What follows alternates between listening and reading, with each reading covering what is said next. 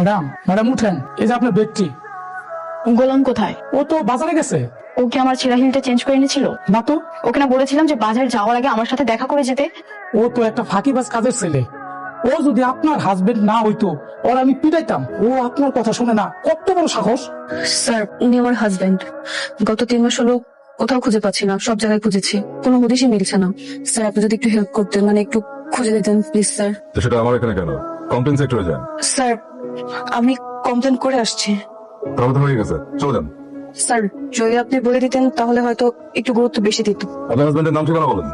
নাম শেহজাদ, আর আজমপুর বস্তিতে থাকে। আজমপুর বস্তিতে থাকে? দেখো তো মনে হয় রাজপ্রাসাদে থাকে। আচ্ছা ঠিক আছে, আপনি জান, আমরা কোনো খোঁজ খবর পেলে আপনাকে জানাবো। যান।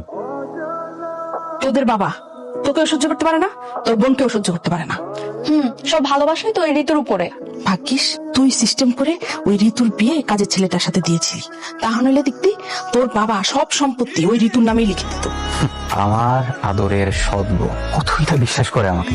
কেবল তো ওকে এবার চাকরের সাথে বিয়ে দিছি। দেখোই না মা, আস্তে আস্তে ওকে এই বাড়ি ছাড়া করবো আমি।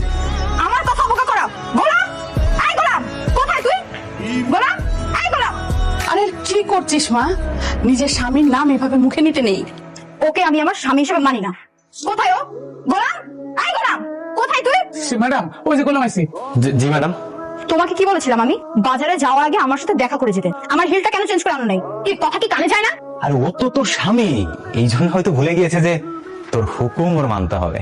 কিরে ফকিন্নি, বানরের গলায় মুক্তোর মালা দিয়ে দিলেই সে কিং হয়ে যায় না? তোর সাথে আমার বোনের বিয়ে হয়েছে বলে তুই ভাবিস না তুই রাজা হয়ে গেছিস। তুই চাকর ছিলি, চাকরই আছিস। ম্যাডাম, আমি বাজারে যাওয়ার আগে আপনার কাছে হ্যাঁ বেটা, বেশি কথা কস। চুপ থাক।